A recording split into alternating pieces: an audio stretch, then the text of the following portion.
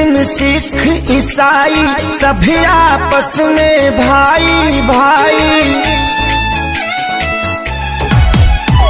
हिंदू मुस्लिम सिख ईसाई सभी आपस में भाई भाई।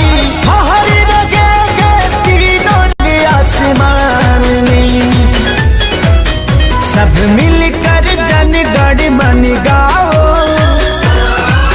इस तिरंगे के सम्मान में। सब मिलकर जन गण मन गाओ, इस तिरंगे के